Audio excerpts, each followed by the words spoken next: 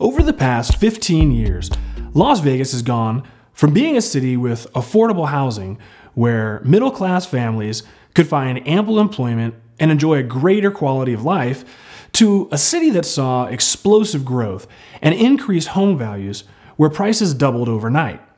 Then came the hangover.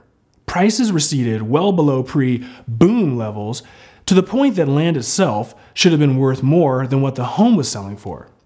Now that the market has rebounded over these past few years, and we've seen somewhat unsustainable home appreciation, where does this actually leave us? Are we now back to being overpriced and ready for a correction? Or are we still undervalued? Or is this simply the beginning of normal appreciation again?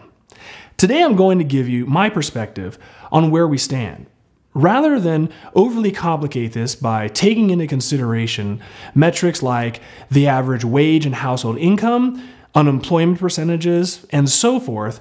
I'm going to try and utilize a more common sense approach.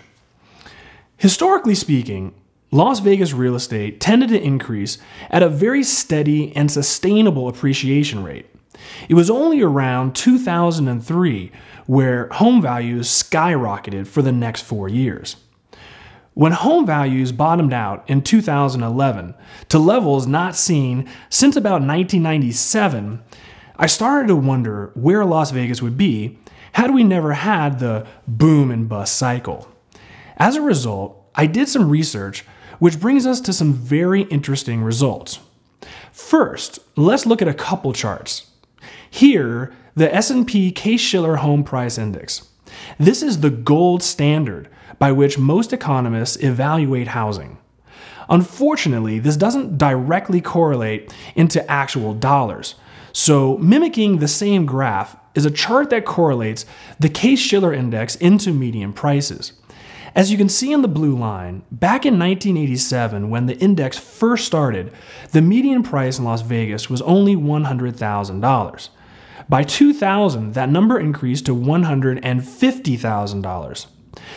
This appreciation was so sustainable and normal that when you look at the red line, which indicates home values adjusted to today's inflation, it's completely flat at about $200,000. In other words, despite the increase in home values, the inherent cost of buying a home was right on par with inflation for 13 years. Cars and homes always go up in cost. The question is really whether you still have the purchasing power to afford that increase. Okay, now that we established that median home prices went up $50,000 in the span of 13 years, that directly correlates to roughly a 3.2% annual increase. Again, 3.2% annual appreciation is fair and sustainable. Now that we know that, let's take a look at a different graph. This chart is from UNLV's Lead Institute. On this chart, you can see that the correlation between new and resale home prices starting in 2001 up to today. Now, back in 2001, the price difference between a new home and a resale home was only about $30,000. Resale homes were $160,000 and new homes were $190,000. From 2004 to 2006, the prices were almost identical. Now, look at today. The difference between a new and resale home is about $125,000. So who's overpriced and who's underpriced here? Going back a minute ago, we already established that sustainable appreciation is 3.2% annually, right? So what if we never had a boom and then a bust? Let's see that on the chart. On the screen now is a chart reflecting a 3.2% annual appreciation for both new and resale homes. Assuming we never had a boom and bust period, the median price of a resale home today would be about $249,000. A new home should be $295,000. Now let's compare theory and reality. While sustainable appreciation says we should be at $249,000, the current median price is about $220,000. So even though our market has rebounded substantially over the past 4 years, we still have sustainable appreciation left to go. Now, while new homes should be sustainably priced at $295,000, the median price of a new home is roughly $350,000.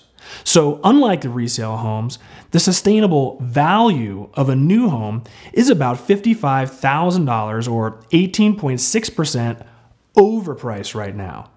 So there you have it.